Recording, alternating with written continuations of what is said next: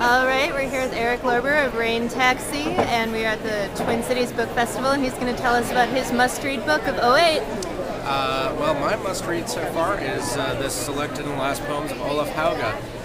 We just heard a great reading by his translators, Robert Bly and Robert Hedin. Hauge was a Norwegian poet and a farmer who very little known during his long lifetime, but wrote these amazing short poems that have the wisdom of the ancient Chinese in a way. But I've been reading them late at night after getting frustrated at the political debates, and they've been curing what ails me. So that's my must-read for 2008. Your name and organization? Jessica. And what's the one book that somebody should read this year? I would recommend Driftless. This is a major American writer who's come back after his 30-year silence. And the descriptions in here of the characters and the place you won't find it everywhere. So it's sort of a one-of-a-kind book. And a one-of-a-kind writer, by the way. Yeah. So. And what do you think? What's the one book somebody should read this year? Me? Whaler's Dictionary. Why? By Dan Beachy-Quick, acclaimed young poet Dan Beachy-Quick. It's sort of poetic riffs on major themes and images in Moby Dick. It's fantastic. All right, we are here with Ian Graham-Leese, publisher of Scarletta Press, and he's going to tell us about some of their must-read titles for 2008. Okay, well, must-reads. Absolutely, this book here, Tragedy in South Lebanon by Kathy Sultan. It's about the Israeli-Hezbollah war that took place in 2006. One of the reasons I published it was that I was really mad that we didn't get enough information during that war, and we got it all skewed, especially by places like CNN, who I used to think were pretty good.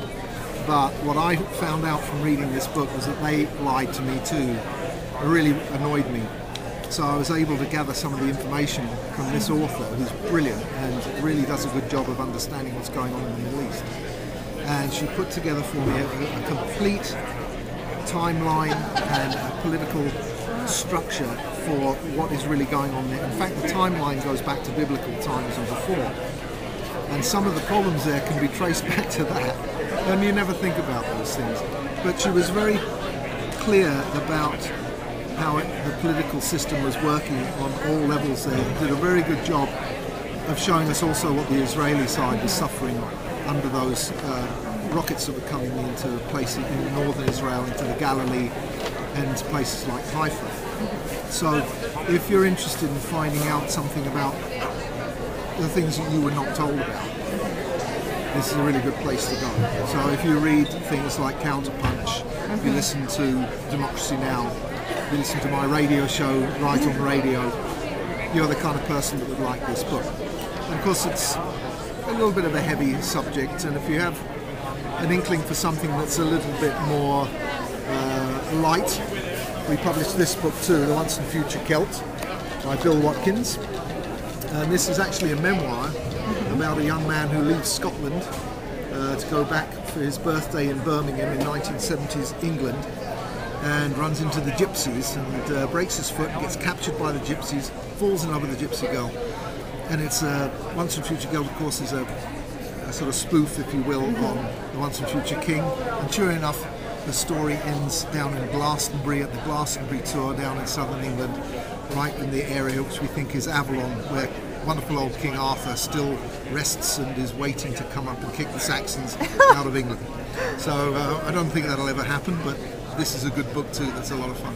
All right, thank you very much. Thanks. All right, we're here with Esther Porter, marketing assistant of Coffee House Press, and she is going to tell us about David Mura's new book. It is called Famous Suicides of the Japanese Empire.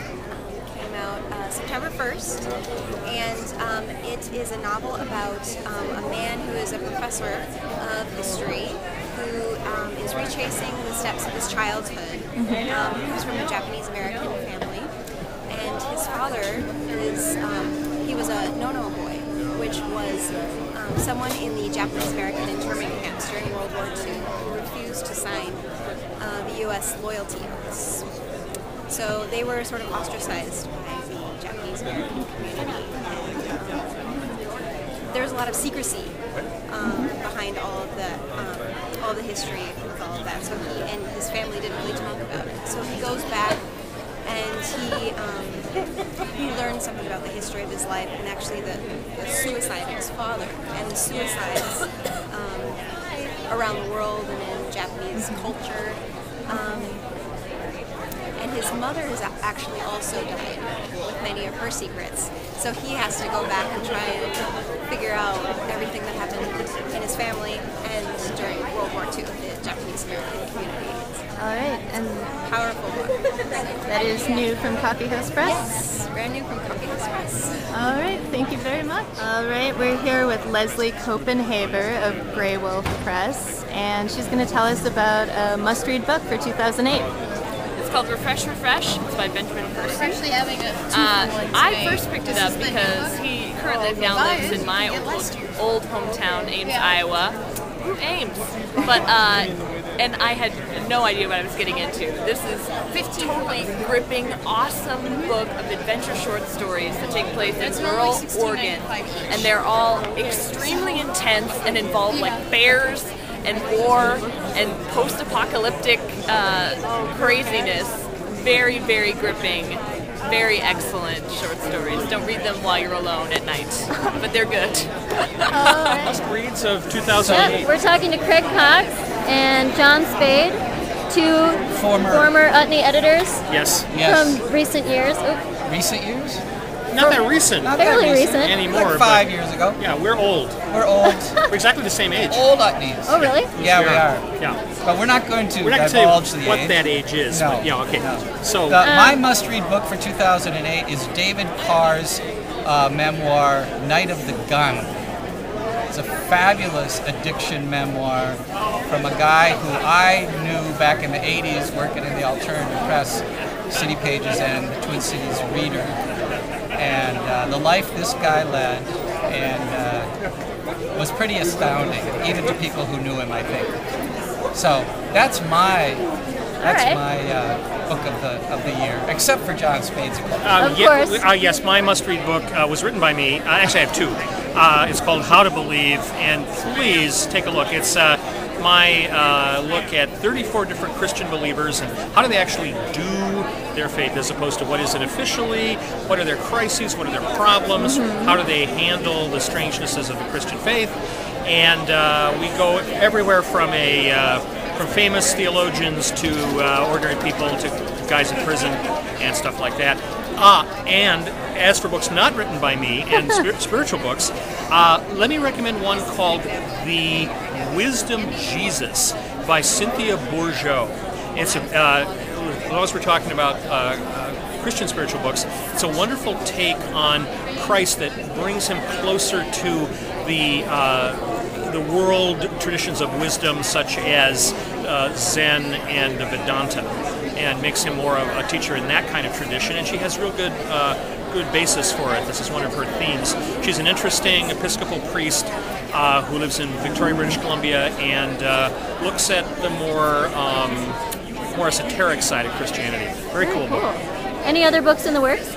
Oh, and me, I'd sort of like to do some kind of journalistic book on this wisdom Christianity, this kind of Christianity that's more about the development of consciousness. And I've met a lot of interesting people who are into it, including Bourgeois, and I might pitch it.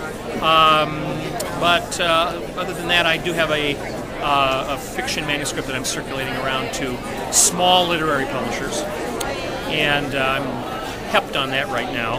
That will, of course, be a must-read once it comes out. Of course. For 2009. For 2000, whenever. Meanwhile, don't forget to subscribe to MOQ, Minneapolis Observer Quarterly, in which the new issue features a lovely review by me on the David Carr book. Well, there you go. Excellent. There you go. Thanks, guys.